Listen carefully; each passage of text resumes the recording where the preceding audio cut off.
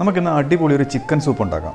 ഈ കാണുന്ന ഇത്രയും സാധനങ്ങളാണ് ഇതിന് വേണ്ടത്. അതിനായിട്ട് കുക്കറിൽ ചിക്കനോടൊപ്പം പെപ്പർ, ഉപ്പ്, onion, garlic, spring onion, ginger ഇതെല്ലാം കൂടെ ഇട്ട് ഒരൊറ്റ വിസിൽ അടുപ്പിച്ചെടുക്കണം. ഈ വിസിലടിക്കുന്ന സമയത്തിന് നമുക്ക് വേറൊരു പാനിൽ ബട്ടർ ഇട്ടിട്ട് അതിൽ ക്യാരറ്റ്, ക്യാബേജ്, ബീൻസ്, സവാള ഇതെല്ലാം കൂടെ ചേർത്തൊന്ന് വഴറ്റിയെടുക്കണം. ഒരുപാട് വഴറ്റേണ്ട ആവശ്യമില്ല, ആ പച്ചപ്പൊന്ന് മാറി കിട്ടിയാൽ മതി. അതൊന്ന് വഴണ്ട് വരുമ്പോഴത്തേക്ക് നമുക്ക് അതിൽ കോൺ ചേർക്കാവുന്നതാണ്.